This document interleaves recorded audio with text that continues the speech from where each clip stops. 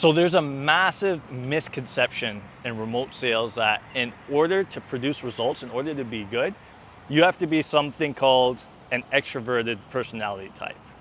Now, I'm here to say that isn't the case. Prior to getting involved in remote sales, I used to label myself as an introvert. Till this day, I love being by myself. I don't like large crowds. I don't like being the center of attention. I don't like public speaking to some degree. I don't really like being on camera all that much. It makes me feel nervous, awkward. I had all these limiting beliefs prior. Now, I can't say I don't like it. It's definitely something I'm falling in love with more and more. But I'm just sharing that as an example of what an introvert thinks, you know? Like in social situations, I'm not usually the one to go initiate myself and introduce myself. And yeah, I'm just more reserved. I'm an observer. I like to people watch. I like peace and quiet. I'm not a big fan of loud places. On the flip side of things, the extroverts, they're attention whores. They love being in front of the cameras. They love public speaking. They love being the life of the party.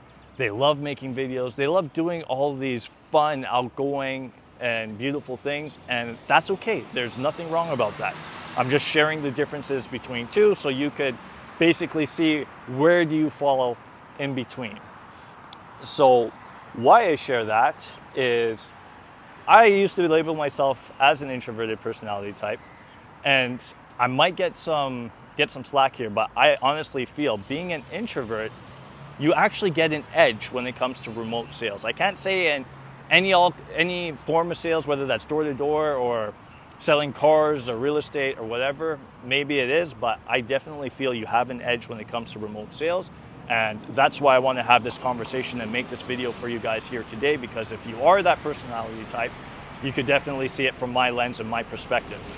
Now, with that being said, I want to share a couple of examples. When I first got started in remote sales and I got in a leadership role, and it was time for me to start recruiting and building my sales team and hiring on more decisionary coaches, more high-ticket closers, one of the first gentlemen I brought on, this gentleman was an amazing guy, super outgoing, very well spoken. Like, you can't not like the guy, you know? He loved to talk though. That's the thing. He loved to talk, and maybe that's what made him so likable. So what ended up happening, the first 2 weeks of him doing the role, we noticed that he literally didn't close anything. And prior to him getting involved in the remote sales setting in the commission-only environment, I thought I landed a big fish. I thought this guy was gonna go zero to hero. I thought he was gonna be a millionaire overnight.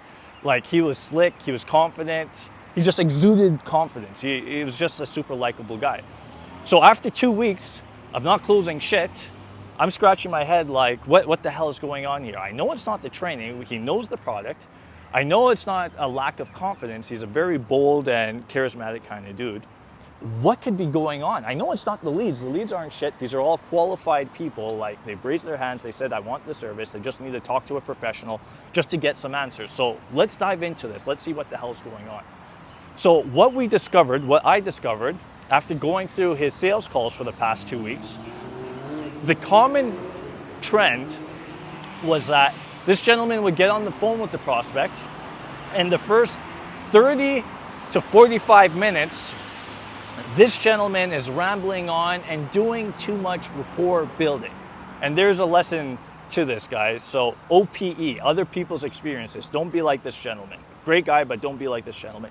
The first 40 minutes, this guy is rambling on about life. He's talking about their dog. He's talking about how beautiful the flowers are behind me. He's just getting too carried away with things that don't progress the sale.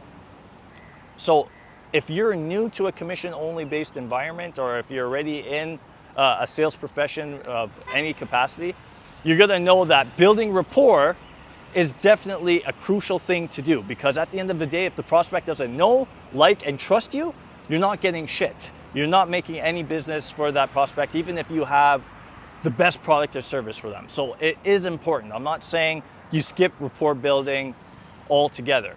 What I am saying though is you need to be aware. And that's the word of the day here, is awareness. You need to be aware on when you need to shut up and ask the right questions to progress the sale and to move it further, right? Your job isn't to sit down and talk and socialize all day. No. We're trying to progress the sale forward by asking the right questions and actively listening and seeing if there's a problem that we could solve with this customer. So after going over these sales calls with this gentleman, we noticed that 40 minutes of just rapport building, no questions asked. So when we started doing our training, we let him know, like, dude, are you aware that by the time you reach the 30-40 minute mark on the sales call, which it shouldn't take you that long, by the way. I normally go, depending on what the product or service is, but A through Z, I could be done within 20 minutes or less.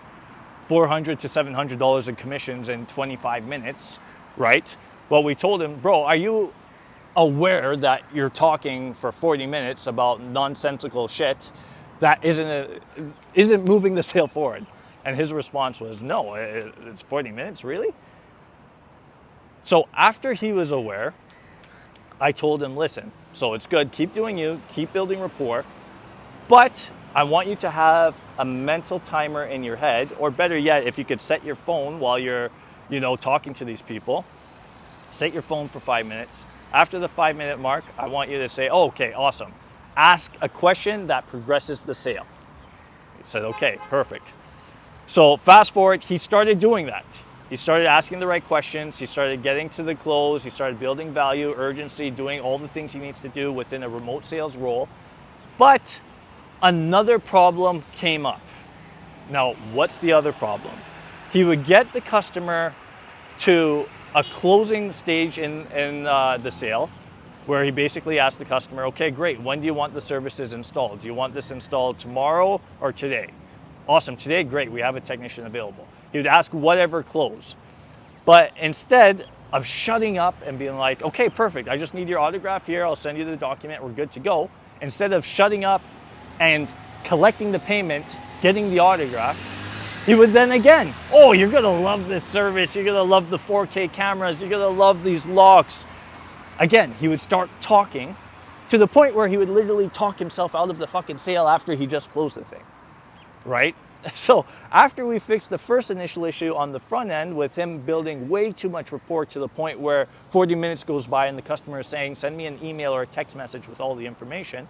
Once he got to the back end, when it's literally time to collect the payment and shut up and go on to the next customer, he would start rambling on again, and the customer would then need to, quote unquote, think about it or reconsider their decision. So guys, OPE, other people's experience. What's the lesson in this story? The lesson is you shut the hell up when it's time to get the sale, first and foremost. Whoever talks first loses. And secondly, you don't want to be doing 1 hour of rapport building. How the professionals do it is you're actually building rapport as you're going through the sales process, right? So you're asking a question, hey, where would you like your cameras? Okay, you want your cameras in this portion of the place. Awesome. By the way, what kind of dog, you build rapport as, that was a terrible example, but the point I'm trying to make is as you're selling the product or service, you're building rapport while you're taking control of the conversation. And how do you take control of the conversation? By asking the right questions throughout the sales process.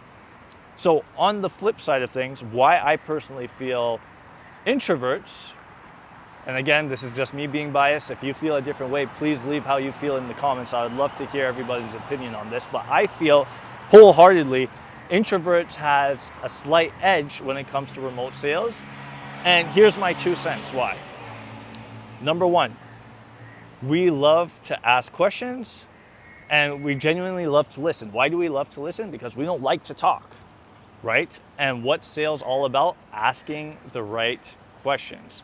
So if you could train an introverted person the right questions to ask, or sorry, not just in it, but a person in general, the right questions to ask, you're already that much further along in the sales process.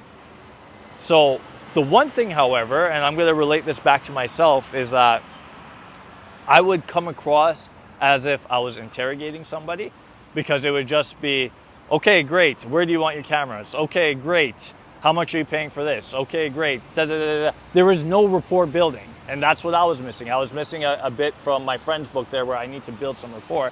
I was just drilling them with questions, and the conversation came on as if it was an interrogation or, you know, some kind of military drill. So you have to be aware, again, on how the conversation's going. So instead of just asking the question, ask the question, build some rapport. How do you build rapport over the phone? Hey, listen, you said you're in Vancouver. Oh, okay, awesome. What's the weather like there?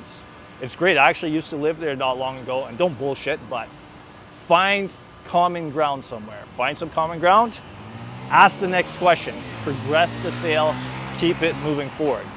So that's the first reason why I feel introverted personality types absolutely excel in remote sales, because by nature, we like to listen and we could easily ask questions, first and foremost. Now, secondly, and this is the big reason why I personally feel introverted personality types absolutely kill it in remote sales if you find the right one, willing to learn the skills, willing to develop some communication skills and salesmanship. The big reason is when you're doing remote sales, yes, laptop, internet, cell phone connection, work anywhere in the world. That's all beautiful, that's sexy. Here's the thing though, it could be lonely. You're not in a team meeting where you're jumping up, yay, let's get fired up, we're gonna go crush the world. We're not jumping on stand, flipping tables, getting fired up. No, you really have to be intrinsically motivated, and you have to be a self-starter. You have to be comfortable just being locked. Let's say this is my office right here.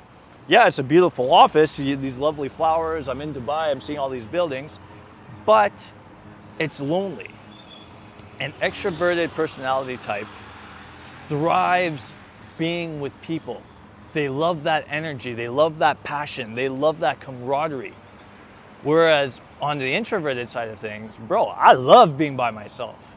You lock me in a room and tell me to do what I need to do, motherfucker, I'm gonna do that all day long. Like that's me to my core. And that's an edge. That is a slight edge, especially in remote sales, because you don't have a boss breathing on your neck. I don't have a sales manager saying, hey, did you make your 100 calls for today? No, right? I'm in a situation where I thrive in. I'm in an element in my personality where I absolutely thrive. So again, not to say that an extroverted personality type can't learn that skill or they don't like to grind. I'm not saying that, because to be transparent, the best salespeople are extroverts that know how to turn things on and off. But there's some damn good introverts as well. So anyways, guys, that's just my 2 cents. Take what you like, you know, treat it like a buffet table. Take what you like, leave what you don't like kind of thing. But that's my 2 cents on why I feel introverts have the slight edge compared to an extrovert, because again, I used to label myself as that. Now my label is I'm a comedian. If I need to, I'm a chameleon. It's not a comedian, I'm not a funny guy, but I'm a chameleon. I could camouflage whatever the hell I need to camouflage. If I'm in a social situation, people are mingling, introducing myself, and I need to be bold, I need to be confident, and I need to be assertive, I could do that. If I'm in an environment where I could just lock in, do me and be social and be antisocial and just chill, I could do that. So if you do have that belief system, bullshit by the way, that I probably couldn't create success in a role like that because I don't like talking with people, I don't like being on the phone, I'm nervous, I'm scared, I'm here to genuinely say that's complete bullshit. And that's why you need to do something like this, so you could prove to yourself that the sky's the limit and it's just all in your head. So I hope that helps, guys. Again, just sharing my 2 cents, and until next time, I'll catch you in the next video.